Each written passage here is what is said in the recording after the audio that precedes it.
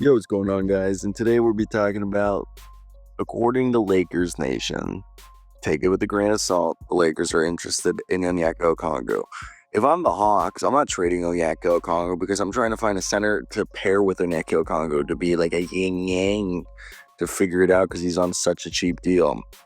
Now, if the Lakers are going to throw me a first-round pick, maybe some contract that I'm interested in, we could talk ball. So before we continue today's video, I'd like to hear your thoughts down below in the comment section, and also let me know your thoughts on this report, link in the description. So it goes like this: that Rob Pelinka reportedly made calls about Atlanta Hawks big man Onyeka Okongwu. The 24-year-old is entering the first year of a 4-year, $62 million contract. Yes, he's a bit undersized, but he's an athletic, defensive, rebounding big. Dave McMenamin of ESPN spoke about LA's pursuit of Okongwu on Straight Fire with Jason McIntyre when asked if he has heard buzz surrounding the Lakers' interest. Quote, "I have before the Mark Williams trade, and I can't tell you all the names on that list, but I actually assume he was one of the names on the list that Rob Pelinka presented to Luka, because I do know the Lakers made a call to the Hawks around the trade deadline about Okongwu.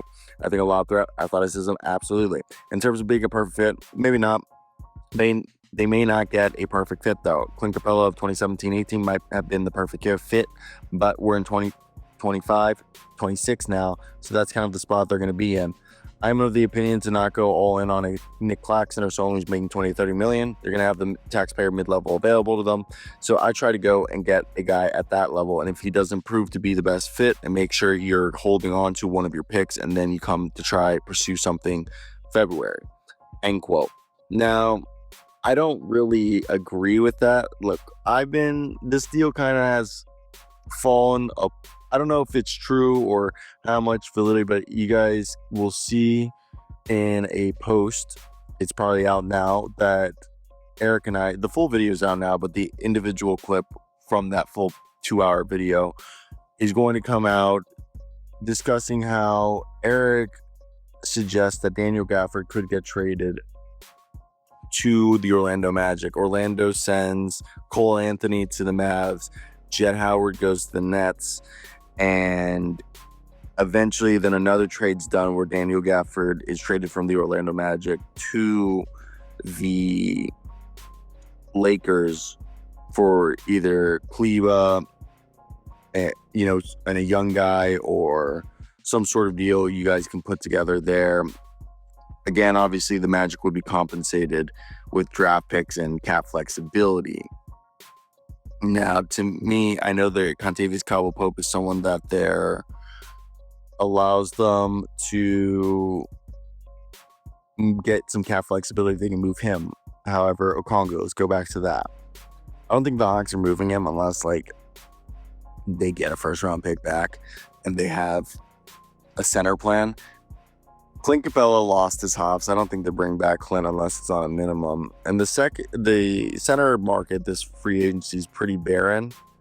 It's tepid at best. And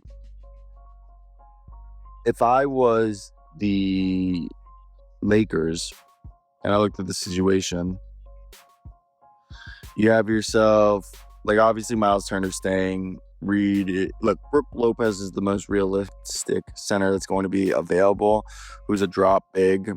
He's still a decent shot blocker, can space the floor, but he is in decline. And like I said, with Clint Capella, he's still a decent finisher out the pick and roll with okay shot blocking ability. However, father time is in the mirror.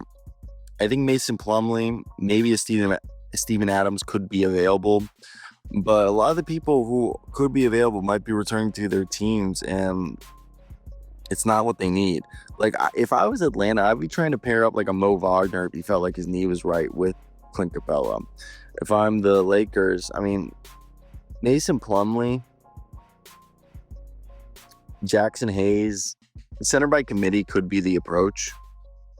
And Jackson Hayes is a big man with good athleticism, solid hands around the basket, and he finishes out the pick and roll and can defend the rim to an extent, but it's not elite. It's not what he was supposed to be.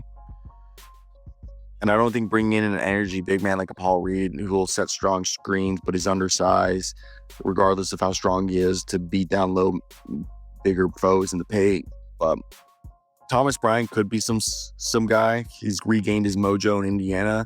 He's spacing the floor a bit, blocks some shot, plays well with good energy. He's been there before. I like the idea of a Duron Sharp.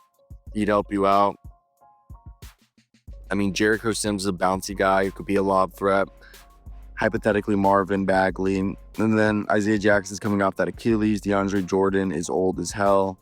I wouldn't touch Mo Bamba. Micah Potter is all right. Taj Gibson's old. Charles Bassey's got bad knees. Musa Diabate, I think, stays in Charlotte. So your pickings are pretty slim.